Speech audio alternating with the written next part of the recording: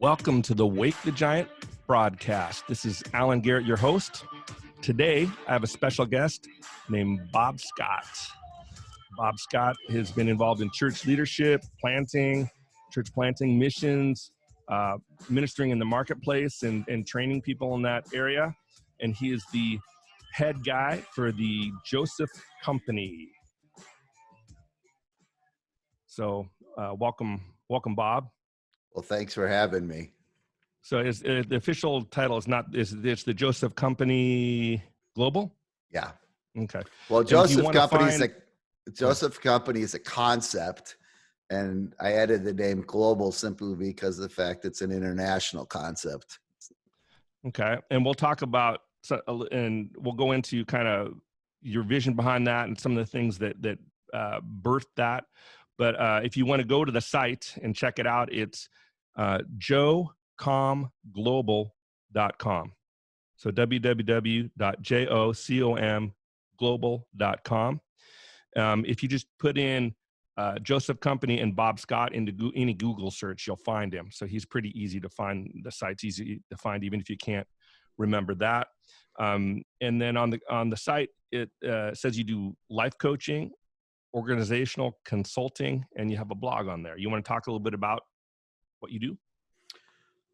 Sure. A lot of this started back in the early 80s, 1983 to be specific. I had come up through the ministry track with a focus on church planting.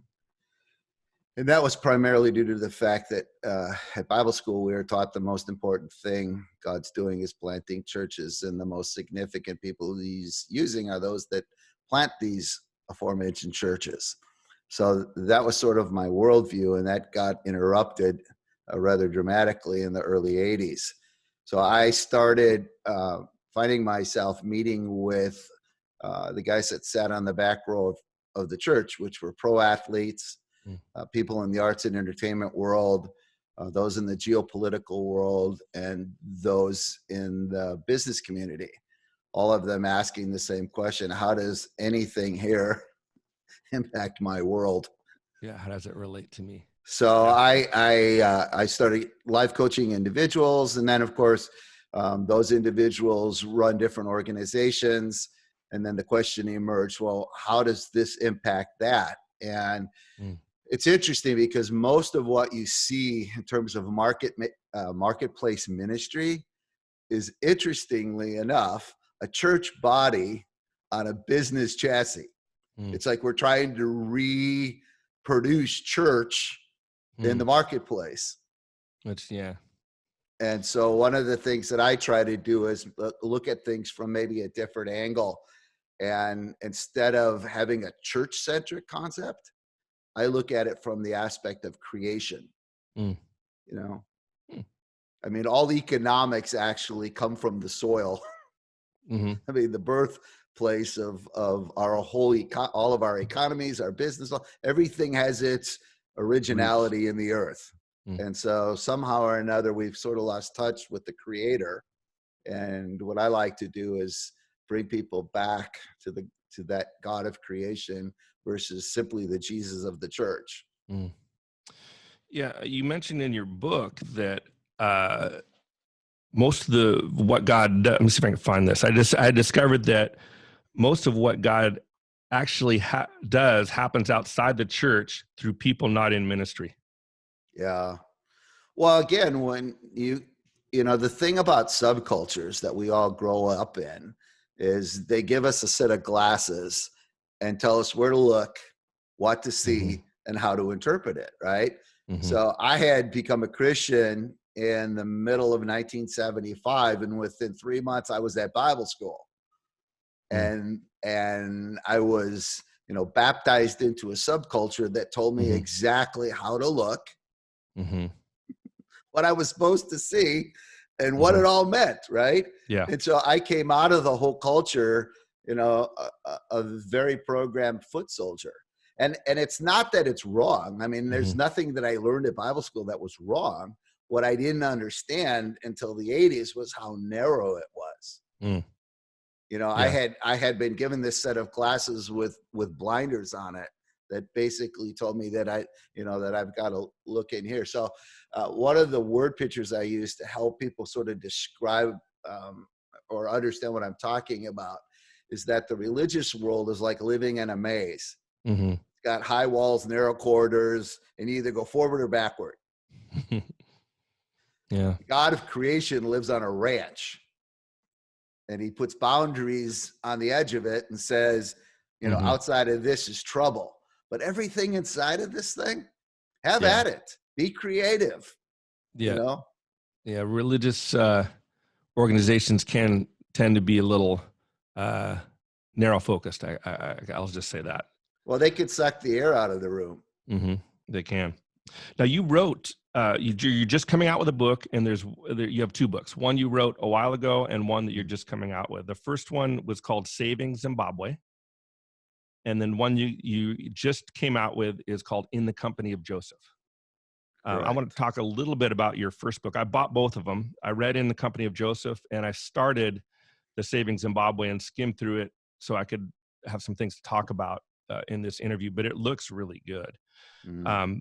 But you want to give a little background on that book, Saving Zimbabwe? And I saw in there you had a chapter on the Joseph Company too. Mm. So I think that some of the roots go back into your experiences there. So you want to talk a little bit about the book and what that one is, in case somebody's interested in that one? Sure. The whole Zimbabwe chapter of my life, which seems to be an ongoing one with, it's segmented, and I sort of have a love-hate relationship with the whole journey. And here's why. Is what initially got me excited was that one of the questions that I was asking after I became a Christian was, is there anywhere in the world where the teachings of Jesus actually bring former enemies together? Good question. In other words, does this stuff really work? I'm a young Christian, and I'm discovering church history, and I see 2,000 years of Christians killing each other and everyone else. And I'm looking at the teachings of Jesus, and they're so focused on reconciliation. So this question kept ruminating in my mind for nearly a decade. Like, is there anywhere where forgiveness really works? Not just forgiving your friend. What about forgiving your enemy?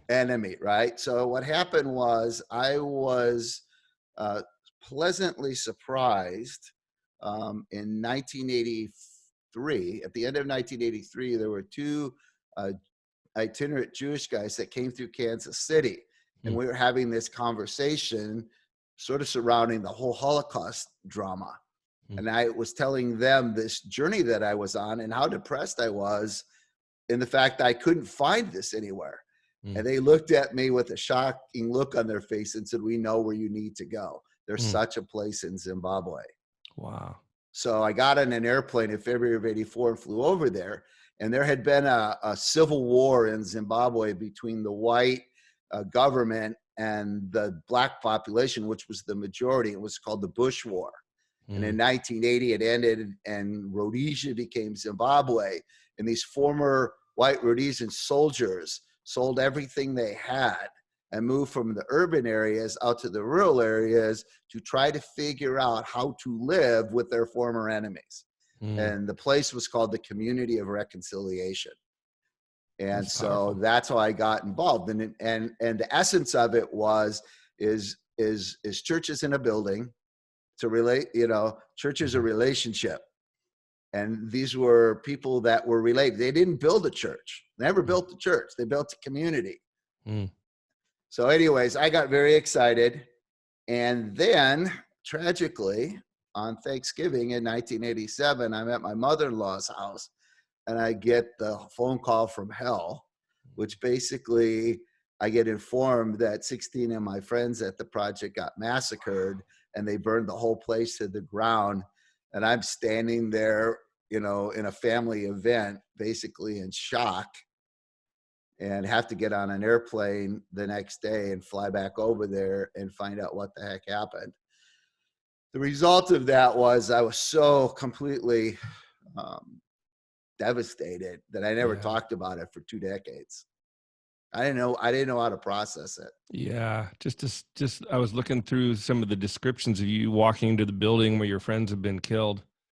And I was going, wow, that is just, you almost don't know what to say when you read that. Well, it messed me up. I mean, I'm not, you'll find with me that, I'm all about authenticity. So I'm not going to hide, my journey, but it was a train wreck at high speed. I didn't know what to do with it. And sadly, most people don't know what to do with it. So nobody wanted to talk to me about it because nobody knew how to deal with it themselves. So I sort of lived in a self-inflicted exile for about 2 decades. And in 2007, I was meeting with a guy who was a psychiatrist, I believe. It was either a psychologist or psychiatrist. And he pointed out to me that I had PTSD from the experience. And that's why I spent 20 years kind of reliving the whole drama.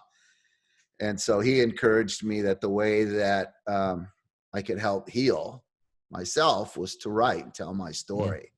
So the book initially was a cathartic journey of me having to face something that I had been trying to run from for 2 decades. And it developed into a book and it came out in basically 2009, which then I ended up re-engaging with Zimbabwe. Well, thank you for sharing your story. I think there was another quote I wanted to read from that. There was one quote that came from that, and it said, the Christian community's biggest challenge has never been one of words, but of deeds. I just like that quote. Well, if you think it through, has there ever been a time in human history where there's been more information about Christendom? I mean, we have libraries full of books, right? Yes. We have media, more media than you could possibly imagine. I mean, it's just, we're inundated with information. So knowledge isn't really the problem. The real breakdown, as far as I can see, is that we still haven't grasped, I believe it's probably Romans 8:28 or 8:29, where Paul talks about that we were predestined to be conformed to the image of Jesus. In other words, that's the mission. And, and I think our biggest struggle as a community hasn't been on the information side. It's been on the action side. It's living Christ-like. And I think that's where, the rubber sort of meets the road. And if you look at all of the criticism that comes from those outside of our community, it's less about what we know and more about what we do or don't do. Yeah. I recently watched a video called Sheep Among Wolves 2. Have you heard of that? Yes. I just watched it over the last couple of days. A friend of mine, Danny Stain, had recommended it. And if you watch it, you might not agree with everything in it, but it's pretty powerful. And it's about the church in Iran. And the fastest growing church right now is the church in Iran. So the place that's just growing is, the church is growing is Iran, China. Yeah. Places like that where they're not allowed to meet. So they can't have organized institutional church the way we know it.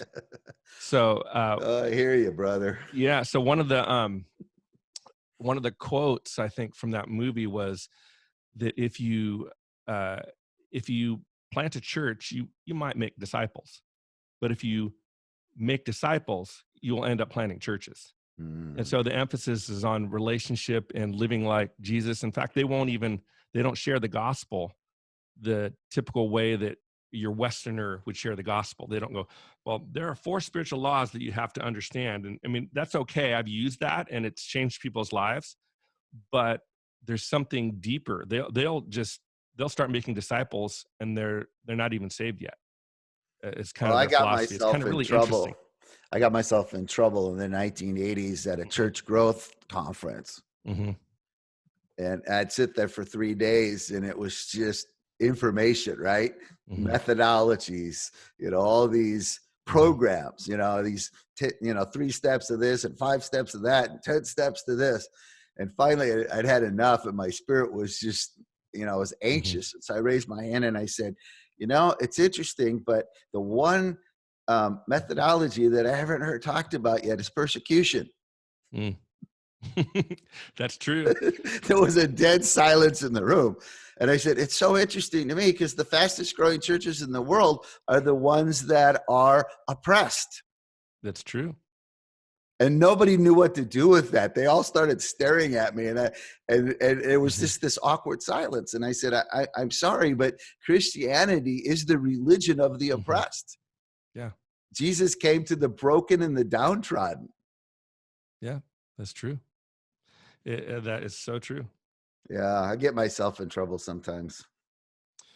Your second book is In the Company of Joseph. And it is a book I think that people need to read. It's eye-opening. I mean, I knew a lot of what was in the book, but it kind of put it all together and said a few things too that I also needed to hear. But it's called In the Company of Joseph. You want to talk about your journey towards that and writing that?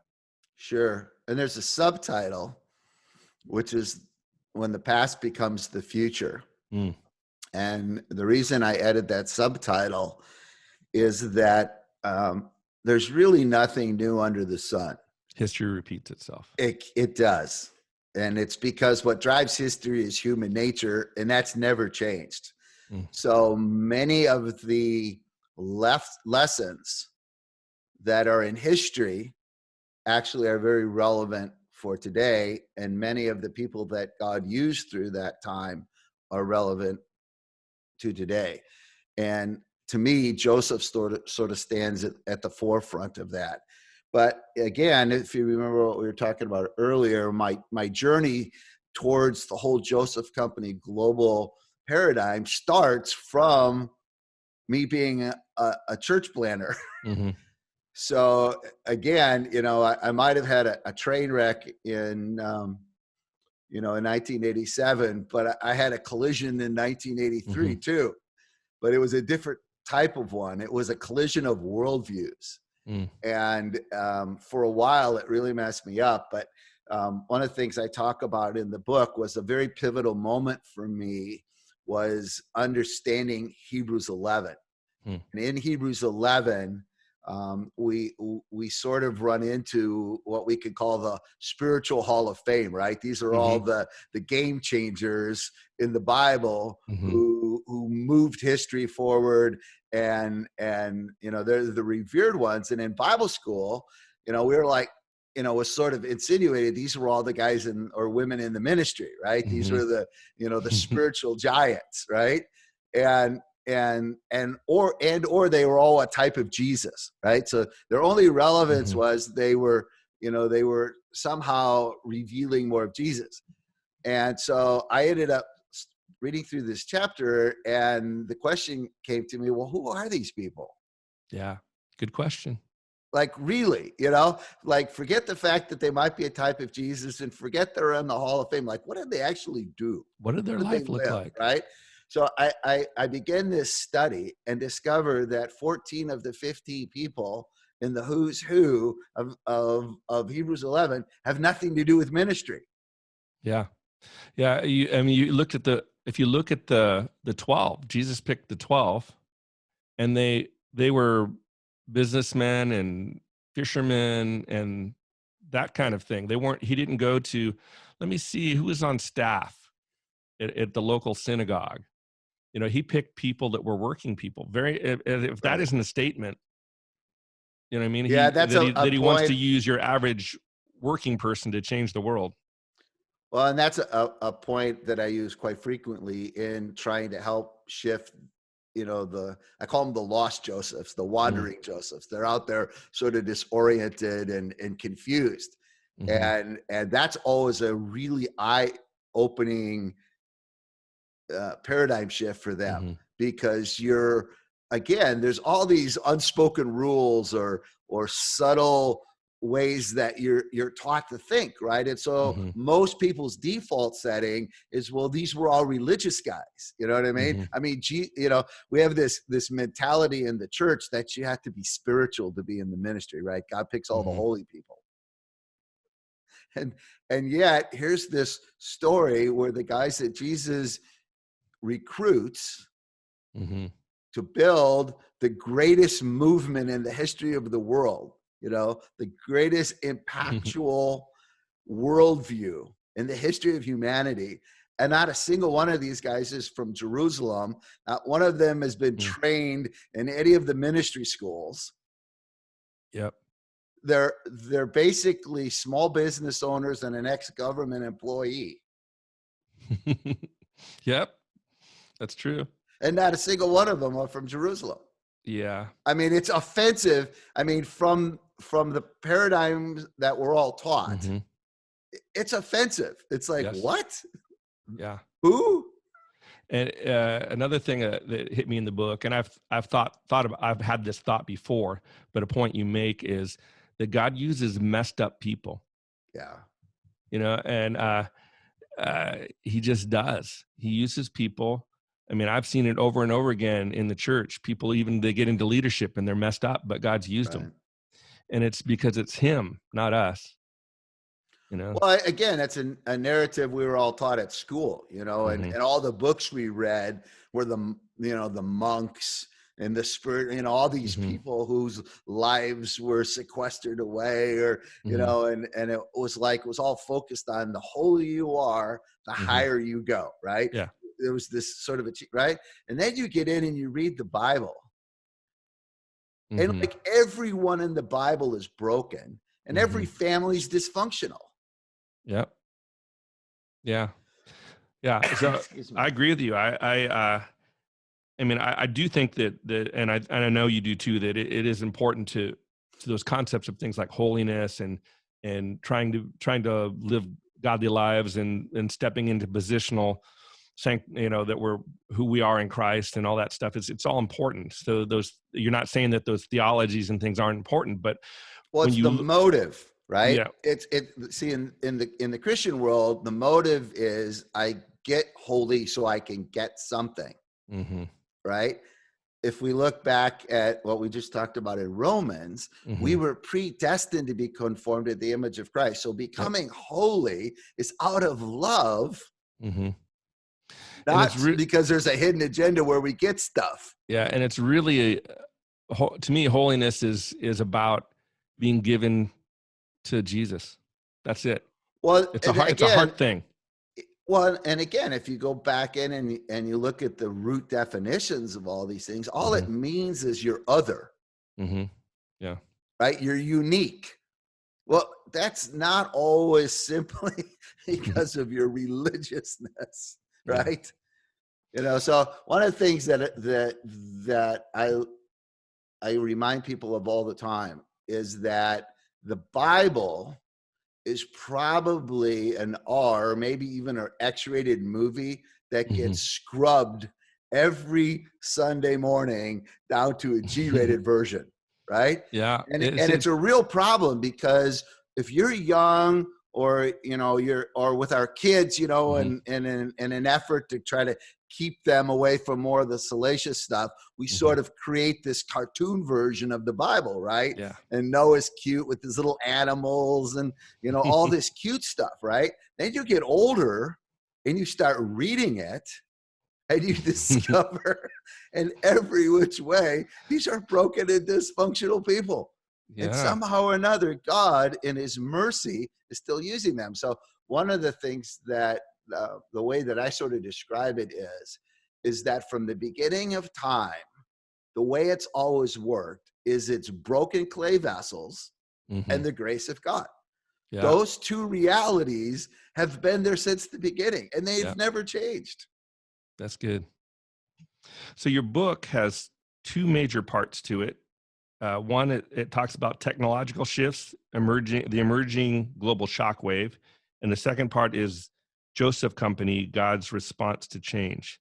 So, you mentioned that there is a coming radical shift.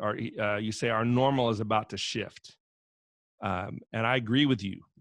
What are some of your thoughts around that? I know there's some technology shifts, there's AI being developed.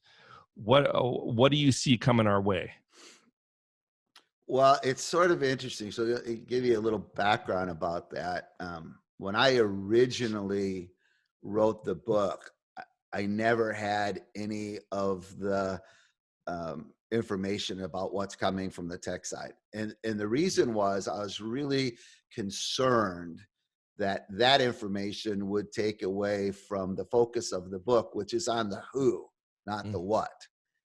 And a few of my colleagues who I'd been talking to over the years about what was coming really encouraged me to bring that into the narrative.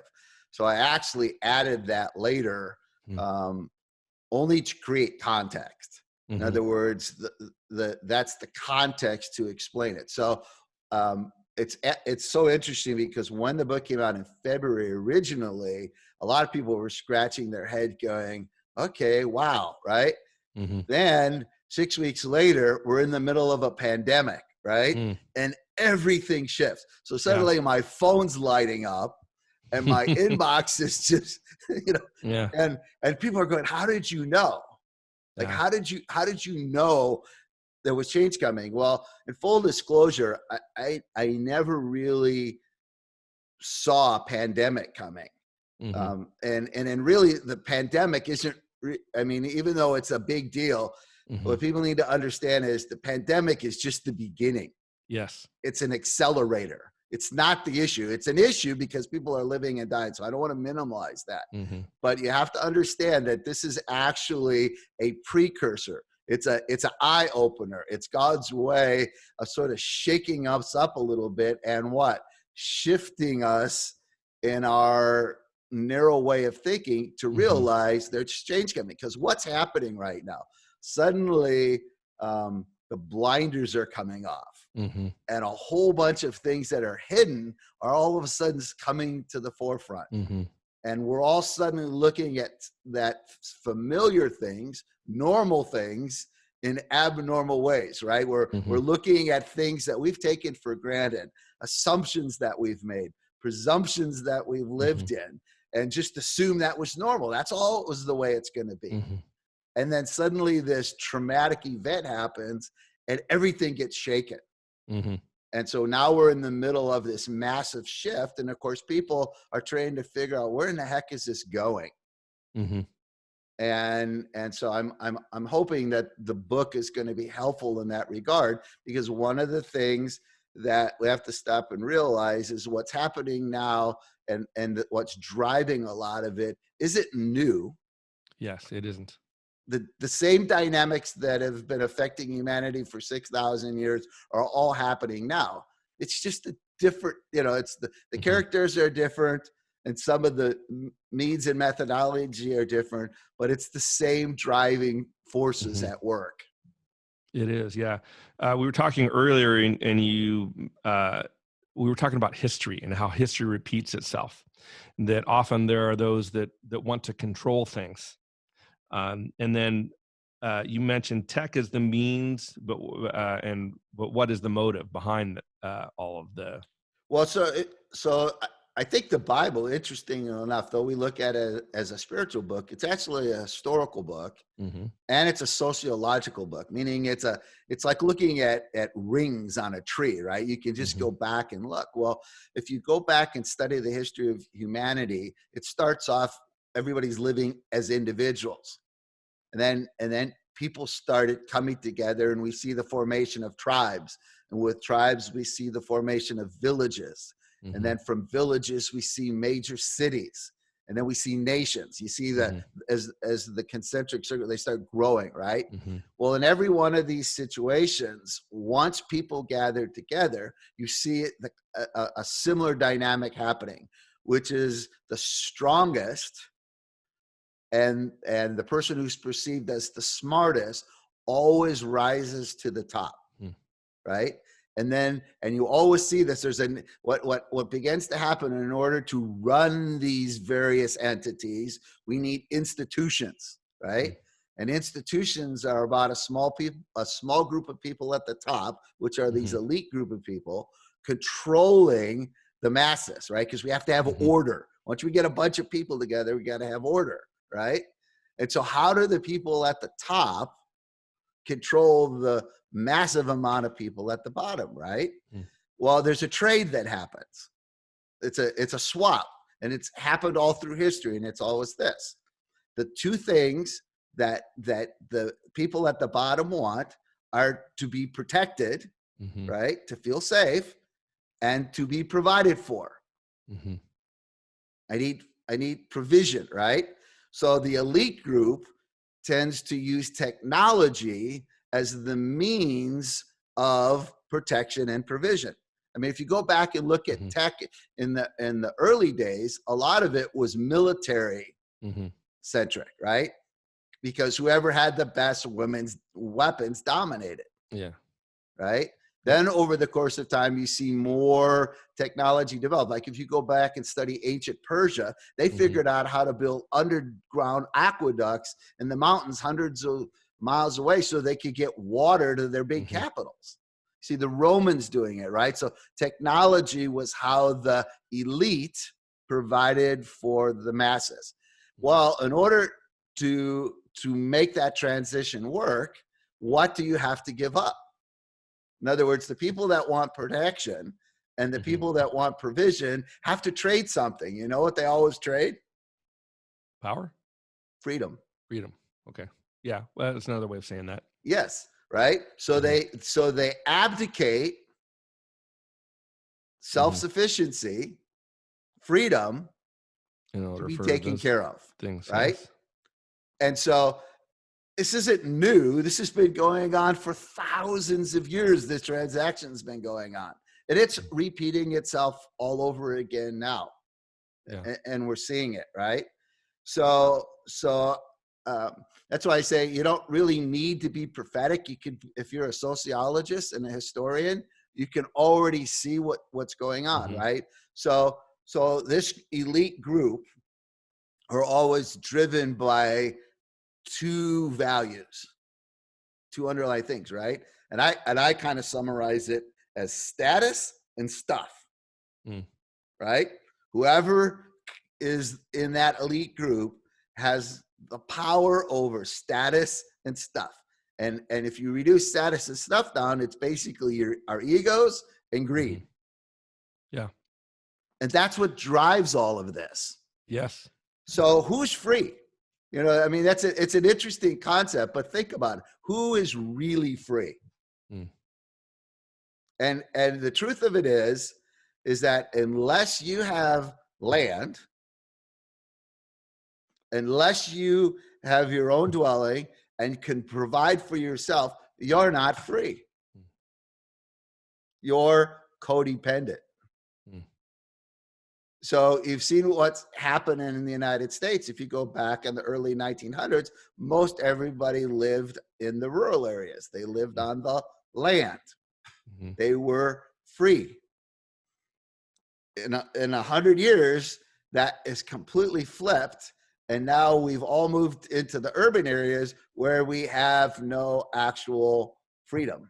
Yeah, we're completely dependent on systems, right? And who provides those systems? The government. Right. A small group of people at the top control all of us through the institutions and the rules they make, right? Yeah. And we all happily give up our freedom so we can be provided for and feel safe. You know who I can see that mentality in a lot is the press. I was seeing him talk to the governor of I think it was New York. I was watching. It was and the questions they were asking were just like, well, we expect you to fix everything. We expect you to provide for everything. Why haven't you? There was very strong worded tones like if you haven't fixed this and done it properly, you haven't done your job. Right. It was very. I mean, give the guy a break. He's trying. Well, our early American forefathers would be rolling over in their graves right now. Yeah. Yeah, they would. Right? Because never in their wildest dreams would they have ever seen the federal government as so powerful as it is now. Yes. I It's mean, if become you a go lot back more and powerful. I showed a graph the other day of the federal budget. Mm-hmm. And for 200 years, it's like flatlined, right? And then suddenly in the last 60 or 7 years, it's spiked. Yeah. And why is that? Because now we've moved away from, our individualness, our individual free, even at a state level, and moved everything to the federal level. So now this one city on the eastern side of the United States is making all of these decisions for the rest of us. Well, what's happening is this pandemic is suddenly opened Pandora's box, right? Yes. And people are starting to realize, wait a minute here. Yeah, I'm watching the social media right now, and there's a lot of questioning going on. I'll just say that. Well, again, because we're sort of, what's been happening is sort of like, I mean, it's an overused analogy, but it's the frog in the boiling water, right? It's just, the temperature's been slowly, incrementally rising over decades. The world that I grew up in, I was born in the 50s. I mean, the idyllic 50s, I was formed in the rebellious 60s and all that. But the world, even Christianity for that matter, has shifted dramatically. And I'll just give you one example from the church perspective. When I came into the faith in 1970, it was, I gave up everything and became a bondservant. I existed for God. Yes. I was his bondservant. In 2020, everything that's written is about how God exists for me. Yeah. I saw a Barna survey, and I quoted it online, and they basically asked, what's the best, the chief good to live for, or something. Some kind of question like that. And most people checked off that the way to be fulfilled was to basically something along the lines of living a happy life. And I saw it and I go, well, that's self-fulfillment. And I go, there's an issue I have with that. And I do believe that I was to enjoy life. That was the highest good, was to enjoy life. And I do believe that God likes it when we enjoy life. He's a good dad. So I don't have a problem with that. But I was thinking, well, what happens when like something doesn't go the right way, or God asks you to do something you don't enjoy? If the highest good is to enjoy life, then I'm going to enjoy life. I'm not going to do what I perceive the Lord asking me to do that I don't want to do. I mean, you understand what I'm saying? So in my view, there's something that went to me that went to skew in that review. Here, I'll try to see if I can put my finger on it for you. And because I was just writing about this for another book. In my view, narcissism is to our time what Gnosticism was to the early church. The spirit of narcissism has become so saturated into our worldview that it's all about me. Every way we look at things is, how does it affect me? Yeah, I think that's true. And well, you can even see it in how people react to martyrdom. It used to be martyrdom was an honor. Now you're an idiot. There's a teaching now, which I think is good in a lot of ways, but the teaching that God is good. Now, it's true that God is good. He is always good. But what happens is when you get a culture of narcissism and you preach that into a culture of narcissism, people, they interpret good in their own eyes. So you understand what I'm saying? So totally. I believe God is good, but we have to realize that he's always good. He's good when he's angry. And yes, he gets angry. He's good when he makes a judgment. He's good at the end of the world, when we're all meet with him, and there's the great judgment, and we're all going to be held accountable for what we do. He's still good. He's still loving. Well, the But reason I think people need to realize that, that he's good in every situation, but not necessarily how you think he's good.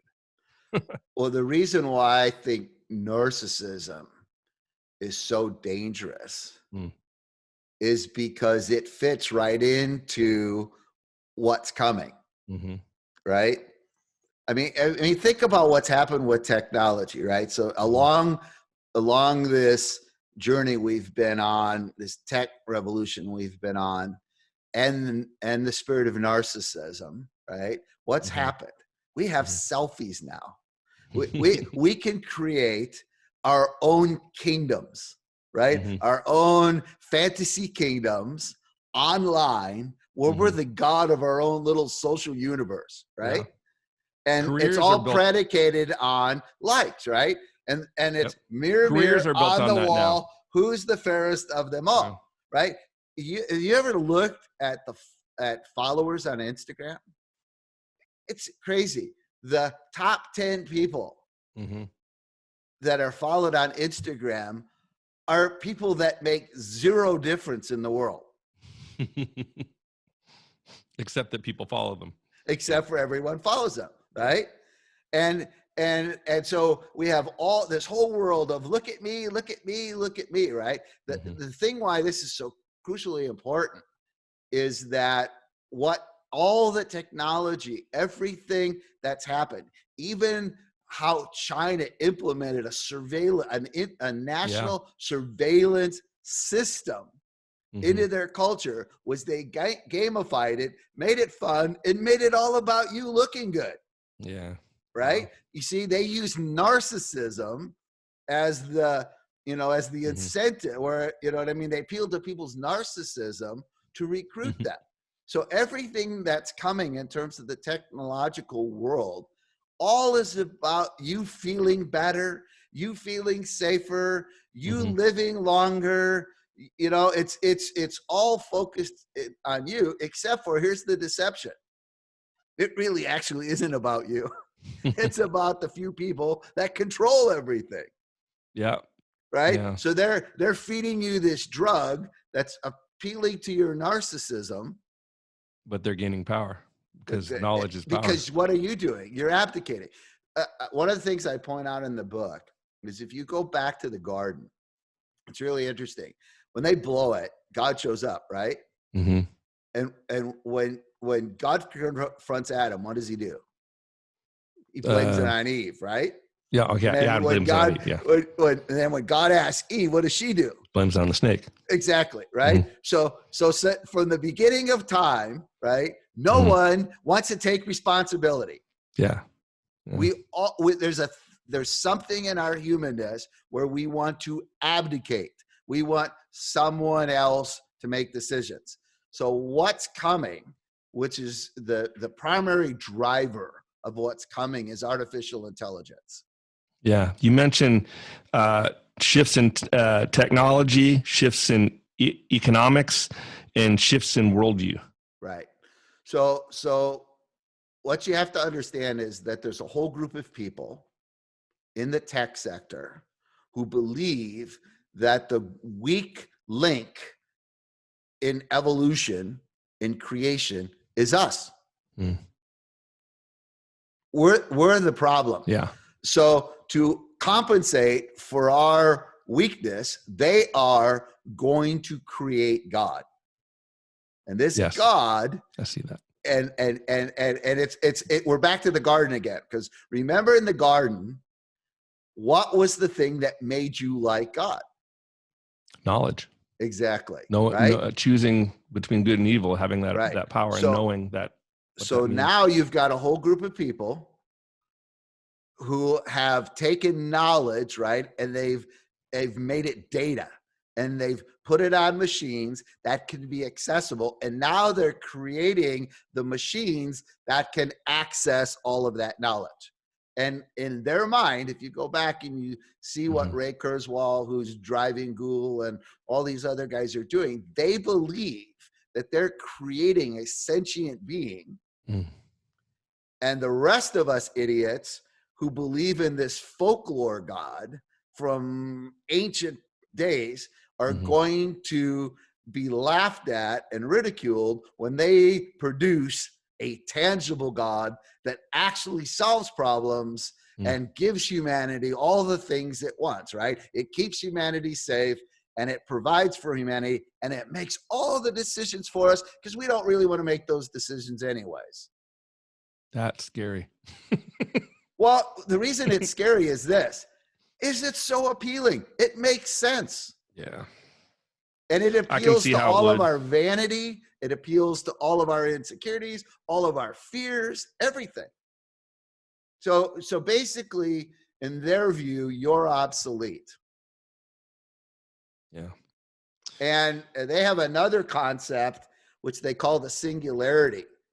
And the singularity is even Elon Musk is working on this.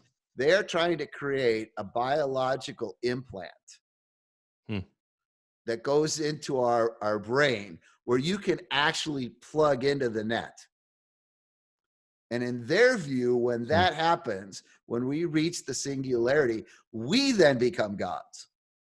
Because now we have access to what? Knowledge again. It's all about knowledge. Yep. As though knowledge is the one thing that differentiates or describes God, right? Yeah. That all he is just knowledge. Like he's some giant database up in there somewhere in the heavens, right? And you program him, you put in, and yet what's insane about this is if you go back and read a lot of Christian books, you'd almost think God was a giant PC. It's just like we have, it's like we have all these formulas. If you do this, and this, and you plug it in, you're going to get this result. Very humanistic, I guess I could say, that we can solve all the problems through knowledge. Yeah. Well, knowledge is the key. It's all around the knowledge. Yeah. But if you don't deal with the core issues of evil and redemption, not good. Well, and you're getting back to why it's going to fail. Yes. Because the reality of it is you cannot legislate out evil from people. You can't. You know what I mean? In other words, we're self-centered. Yeah. We were talking, I think we did a pre-conversation a few weeks back, and we were talking about how there's going to be a lot of people who are going to spot the lie and what God is going to be doing in the future. And so I wanted to head a little bit that way with a couple of quotes. You said, change is coming. We can be proactive or reactive. One of the things I liked, one of my favorite quotes from your book is, we need to be free from groupthink. Yeah. I loved that. Well, and I'm going to get myself in trouble here, but the Christian community is particularly prone to that disease. And here's the collision that we have to realize that we got to deal with. And here's what it is that in our subcultures that we all belong to, there's a pecking order. There's a code, there's a language, there's a vocabulary, right? There's a worldview. And the most popular people are the ones that are the best at communicating the groupthink, right? There's no innovative popular people. And here's why. Because innovation at its roots is rebellion. Because it thinks differently than the groupthink. Than the subculture, right? So there hasn't been innovation out of the religious world in 500 years. Yeah. In the early days, right, it was all driven by guys in the ministry. I mean, a lot of these guys, Newton was an ordained Hmm. Minister, right? And what were they all in search of? Understanding the creator, right? Hmm. Galileo, Copernicus, everybody was trying to search for God. And that search for God is the root of science. Hmm. Well, then once institutional religion got in there, everything then becomes about conformity and sticking to the groupthink. And so what ends up happening is all the Christians have to leave the church so that they can think differently, right? So here's the problem: is the very thing that it takes to be innovative is something that is frowned upon in Christianity or institutional Christianity, not spirituality, religion. Mm-hmm. The other thing is this is going to really be hard for people to get their head around. Almost everyone that's innovative is weird. That's when you look through history, some of the innovators were weird. Well, think about this. Who in the 1500s would go buy bodies at the morgue and sit down in their basement and cut them open and like You'd be draw arrested in pictures our of? society. Well, even then, right? It was civilly against the law, and it was a sin as far as the church was concerned. And there's Da Vinci down there, like checking things out, cutting things up and drawing what happens pictures. when I touch this? Exactly, right? I mean, you got to be weird. I mean, Tesla was weird. I mean, I could take it, Einstein was weird. Every one of these people were social misfits. And so here's why. It's because when you're weird, you live on the fringe of the subculture and you have less social capital to risk in being weird, right? Because if you come up with a weird idea, everybody just goes, well, you're weird. Well, that's your kind of, everybody knows that. So it's weird. If you go back and study history, you just don't find innovation coming from the most, you're never going to get innovation out of Washington, D.C. That is true at the moment. Well, you will in some of the things that the government funds, but you're not going to get it from the people sitting in Congress. Yeah. There's a quote related to the church from your book that I found very interesting. And in reading this, I want to say that I'm not against the organized church. Bob, I don't believe, is against the organized church. I think God is going to use the organized church. But at the same time, I think that there's a shift happening in the church. And it's a shift in some ways away from the institutionalized, organized church. And I can say that just by looking at statistics. You see that the Protestant churches are declining in attendance. You see some shifts. And many people are gripped by fear when they see that. But I think we need to have more trust in God. And let me read this one quote. What if God has a plan to return his people back to the original non-institutional expression of their faith? I found that pretty insightful. Well, if you have ears to hear and eyes to see, this pandemic in some ways is a shot across the bow. I agree. Of the church world. Yes. It's God in his mercy giving us a foreshadow, a forewarning, a wake up, right?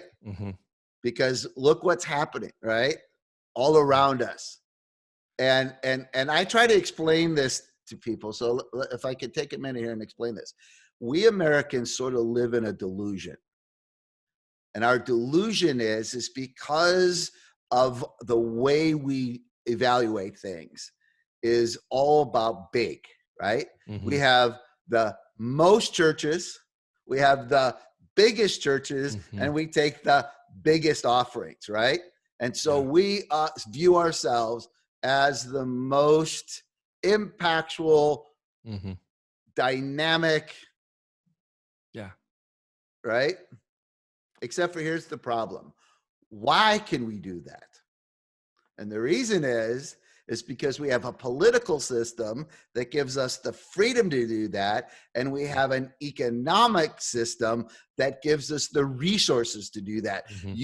You take those two non-church factors out of the equation, Things would be and different. the expression of Christianity in America changes drastically. Yeah. The church in China, the church in Iran, those churches are growing at a great rate. I was reading Finney's book, his autobiography. Great book. I would recommend to anybody. Charles Finney's autobiography, and he talks about how there was a great move of the Spirit, and I think 30,000 people got saved in a single week. Mm-hmm. Something like that. It was like I had to reread it like 5 times because I go, is that a misprint? But one of the things he said about that revival is that the lay people became activated so much as to throw the ministers into the shade. In other words, they were pushed out of the way. That you couldn't tell who the ministers were because the body was actually ministering to itself. It was becoming relational. Well, you have more faith than I do. I don't have a great deal of faith that the institutional church world will shift, and here's why. There's too much at stake. Again, remember status and stuff, right? So what did we see in Russia? What have we seen in China? The institutional churches all ended up compromising and getting in bed with the government. To what? Maintain their status and their stuff. Yeah. Now, if that happens, definitely. But yeah, so maybe I do have more faith in the institutionalized church. I don't know. I don't have faith meters to check that out. But I do believe that that there are major shifts happening and going to happen towards things like house churches. For a long time, house churches and house meetings, whatever you call a church, maybe the definition of church needs to change. Were frowned upon, but for the first 300 years of the church, people met in a more relational model. It wasn't some organized, and a lot of history, in fact, God moved through things that weren't institutionalized. He moved through people, and I think we need to become more relational. More like that one Sheep Among Wolves video, more disciple oriented, where we're passing on a way of life, a lifestyle, those kinds of things. I think a lot of the church needs to shift that way, whatever you call it. I think there's some things coming that the Lord's doing. Well, I always think about Jesus' comment, how do people know that you're of me? That you're my disciples. By your love for one another. Yeah. And it was relational, right? Yeah. In other words, somehow or another, we've sort of moved away from the fundamentals. I mean, think about this one. There's no greater love than to lay your life down. You know, what's happened in our highly industrialized, now tech-driven world is that the number one value, and I write about this in the book, and it's important for people to understand this. The number one value that's driving everything is efficiency, not relationships. It's efficiency. And the reason for efficiency is because there's a greed factor involved, right? Because the more efficient things are, the more money we make. Yeah. And so all institutions need to be efficient. Yeah, I have gone to churches where that's very evident, that if you contribute to the efficiency of the church, you're in the in crowd. But as soon as you are no longer contributing to that efficiency, you're on the out crowd. You'll get unfriended on Facebook. You know? Yeah, so if you understand, again, you know, we talked earlier about means and motive. You know, it's crucial. I mean, mission critical in this hour. And I say this in the book. I mean, if there's a gift we need more than ever, it's discernment. We really need to get that gift. And the reason is because what is discernment? It's the root. It's getting to the root of issues. Right? In our highly efficient culture, we've become so systematized, right? And so something doesn't work. Well, we need another system. We need a better program. We need all these things, right? And we don't actually look at the root causes, And I believe it's our dear brother James. I think it's in James 3:16 where he talks about the fact that wherever you have selfish ambition, ego, and greed, you're going to have every form of evil and chaos. And I can imagine that anybody listening to this, if you look back and you look at whether it's a church that fell apart, whether it's a business that fell apart, whether it was a marriage that fell apart, whether it was a friendship that fell apart, that one of those two things is always at work. Yep. So I think it's more than ever we need the Josephs to arise that are gifted in. Talk a little bit about Joseph. Joseph is a type. So talk a little bit about what you see as far as God raising up Josephs, what that might look like, just whatever's on your heart around that. Well, and let me just say, there's Josephs and there's also Josephines. Yes. Because there are some sisters out there that God's Spirit is on. So what I've always believed is that it's so interesting because if you go back and study human history, here's another paradox. The church is supposed to save the world, but you know how many times the world has saved the church? Probably a lot. Right. Who saves the nation of Israel? Egypt. Right. I mean, if you go back and you look, let's go to the Reformation. Who saves Luther from getting killed? It's Prince Frederick, the government.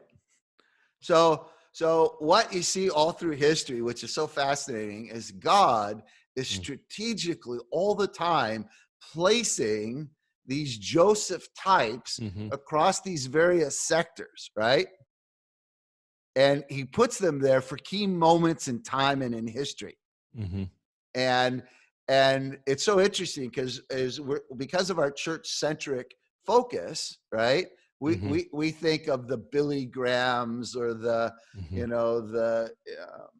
Reinhard Bonnke's or and we have this ministry focus, not realizing there are things happening out there outside of the church world that are actually even more significant and more vital. Because God is bigger than that. Right. And so that's what I believe is I believe we're in a season right now that is probably what I would call a 500-year shift. Like the last time we were in a season like this was the Renaissance and the Reformation. That's how big this threshold we're walking over is. The next 20 years, there's dramatic change coming. What's going to happen is the question that we're going to be confronted with is how are we going to live? Yes. Because what's coming is going to oppose our whole worldview, our value systems. There's a collision coming, an enormous collision between two diametric kingdoms. Yes. So I love a lot of my prophetic brothers out there and sisters, but one of the things that deeply concerns me, a lot of what's being prophesied right now, is it sounds to me like a fairy tale. It may not be that fairy tale like. It's a war. Yeah. I agree. People have to understand this is a spiritual war. This is a collision between two kingdoms that are going to go at each other violently. Yeah. People die. See, you're talking to somebody who lost 16 friends on the front line. I've got blood in the ground. I understand spiritual. I could go into another time we could have that conversation of why they got killed, because it was a collision of kingdoms. Yeah. People and we died. may see some of that. But and I know I was thinking, I know that there are some people listening to us that fear is rising right now as we're Right. talking. And what I would say is uh, God is bigger than all of that. He is. He's bigger than the change coming. God is going to be on the move. He is going to be doing some incredibly awesome things. I Right. believe we're going to see great moves of God's power. We're going to see segments of society that are going to wake up and be redeemed. I believe God is going to raise up Josephs and prophets and different people to reach the world. And we may see some of that clash of kingdoms. I think that's going to happen. Mm. But I do believe that God is not gonna. If you have a lot of some people who function as a, I'm going to say a phrase that I'm going to have to explain. People who function as Christian deists Mm. are going to have a lot of fear. Mm. And a deist is somebody who believes that God created and then the world, and then he kind of pushed it out there like a ship, and he's watching it from a distance as it sails off. Mm. That God is very removed from creation. So but if your view of God is big, that he spoke the world into existence, that he loves us, he's not going to leave us hanging, even if we're some of the people who do get martyred. Yeah. We get a eternity. I mean, if you live with the mind of eternity, and you live with the idea and the personal knowledge of God being intimate, yeah, I'm not saying that I don't have any fear. I have Mm. some concern about what the future is because I don't like change, Mm-hmm. but we're going to be okay in the long run. In the eyes of eternity, we're Well, going to be fine. we're okay if we can shift our Mm-hmm. worldviews, right? We Mm-hmm. can think differently. We can be, one of the words I use in the book is prudence, Mm-hmm. right?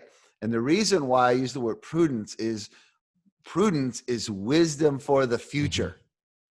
It's Yeah. practically being prophetic. It's Mm-hmm. looking forward.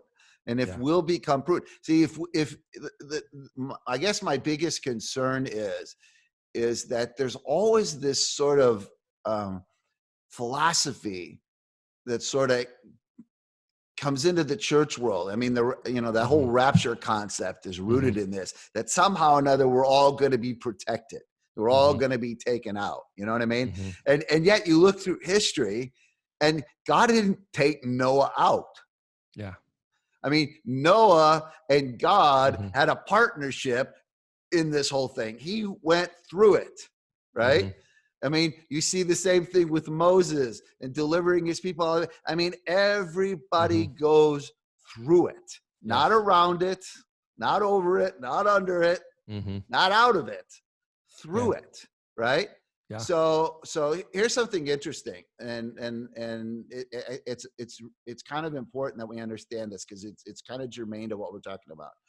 Around 587, 589 BC, there's a whole group of people whose world was centered around an institution called the temple. Mm-hmm. And then in their worldview, that temple, because it was the house of God, was indestructible. Yeah. It was, I mean, there was no way that God was ever going to allow anything to happen to them because what? They were the most important thing God was doing. Yeah. And that temple was the most important thing he was building, right? Mm-hmm. So that was their worldview. And so they lived in assumption and presumption. And then what happens? It gets destroyed. It does. And there's one weird guy, right? This one weird rebel guy who kind of stands up and goes, "Oh, I'm sorry to tell you this, but God's chosen guy is Nebuchadnezzar, the king of Babylon." I mean, this is so outside of anybody's frame of reference. Oh, he would get lots of hate mail Well, in this day exactly. and You age. got, the political guys throw him in prison, and his own religious guys tried to kill him. Yeah. And so he's like running for his life. I mean, the fact that Lamentations and Jeremiah is in the Bible is actually It's pretty almost phenomenal. miraculous, right? Because he's the greatest traitor in Jewish history, right? Mm-hmm. He betrays them all. But what happens? It's so interesting because this whole group of people get taken into Babylon, right?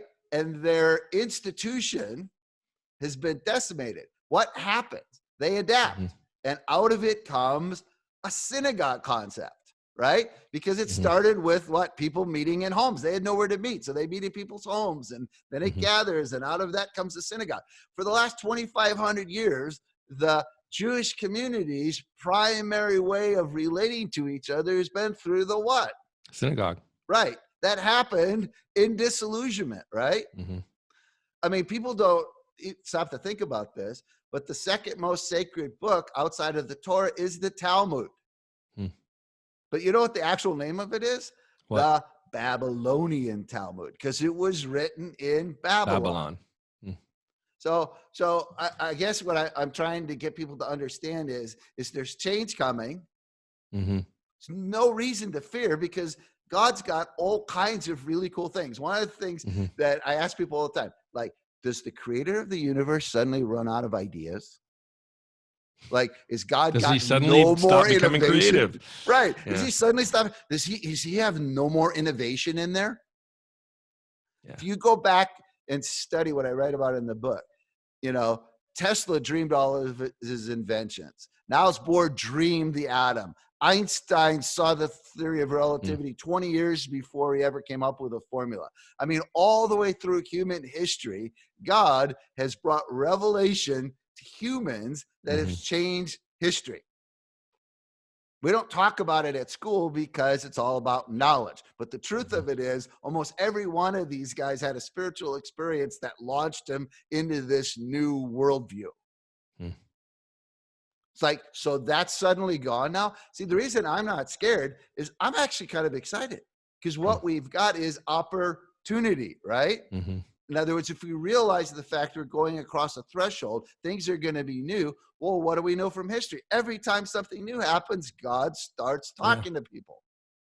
But in order for us to hear him, we got to think outside the box.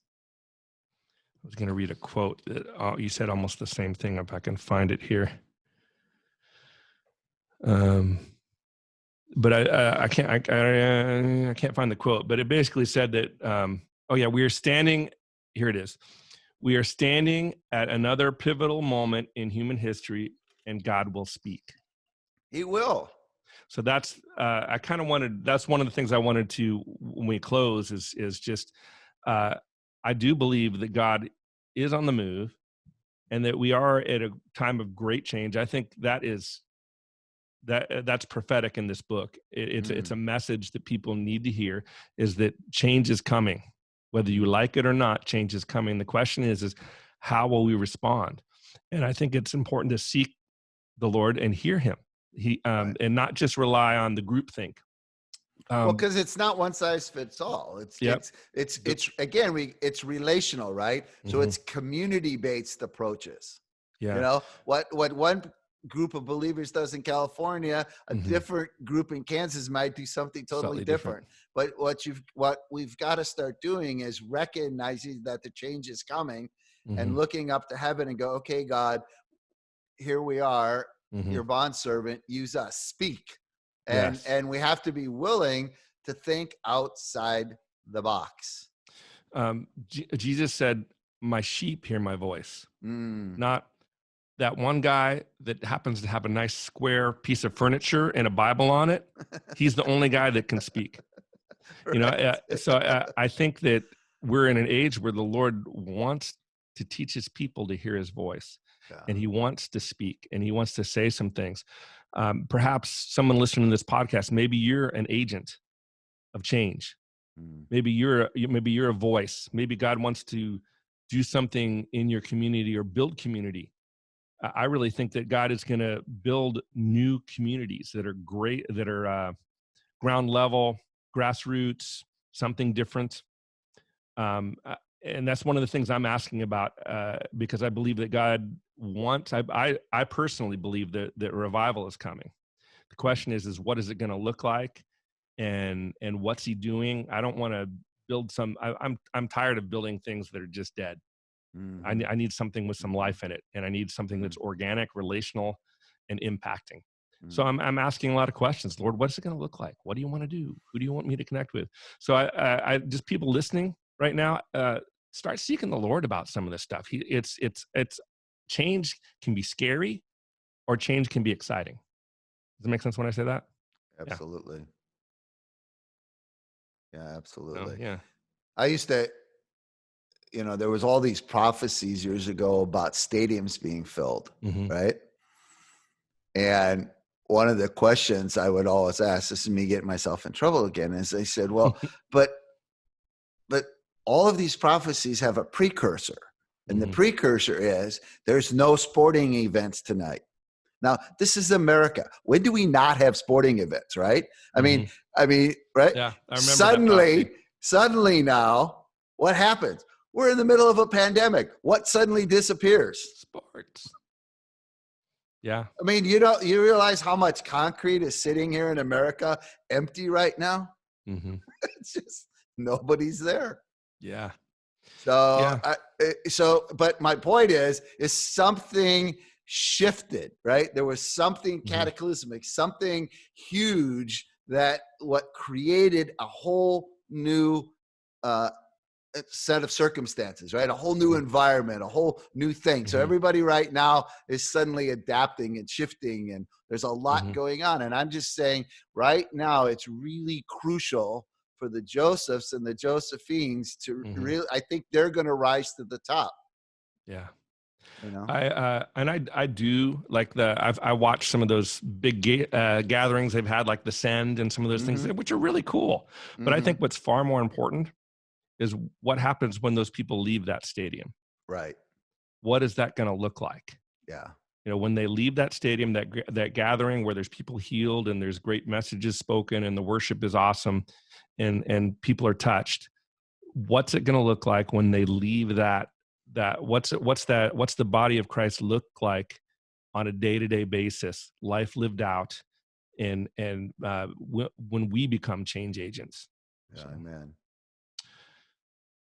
Well, Bob, I have enjoyed talking with you because you make me think. Well, that's good. That's good. Yeah, No, I've it been is a good accused thing. of being a catalyst, so hopefully. I would rather have somebody challenge me to think and look at things differently and maybe not even agree with 100% everything they say than just have a great conversation with somebody and we're going, yep, we all agree and nothing's changed. You know what I mean? So I think that this book is intended to be a change agent. And I would highly recommend that people read the book. So In the Company of Joseph.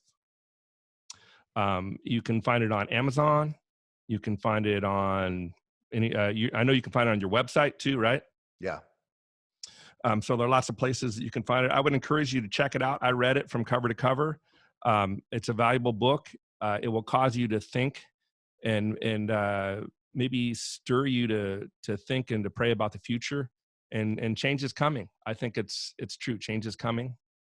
It just is. So. Amen. Well, all right. Anything else you want to say as we close here? What's that? Anything else you want to say as we close here, Mr. Scott?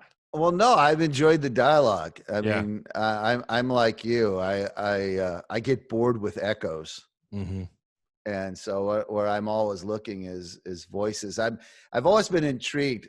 Anna and Simeon, while they were praying in the temple, recognized the purpose of God in the cry of a little child. Yeah, that is kind of interesting. I've always said to myself, can I do that? I mean, do I have the capacity to hear God in immaturity? Yeah. And so I think that's one of the challenges ahead of us. But I think there's a posture, and that posture is humility. I think humility to me is the key to revelation, because what humility assumes is you don't know. Yes. You need you know what I'm saying? So I just think that if we can all not assume we know and approach God like little children and say, Lord, here am I. Speak, good. That's very good. So in closing, I do believe the Lord wants to speak to us. Amen. And I'm going to close with a phrase from the book that I probably like the most. Free yourself from groupthink. Amen. It's been great. This has been the Wake the Giant broadcast. I'm your host, Alan Garrett, with Bob Scott.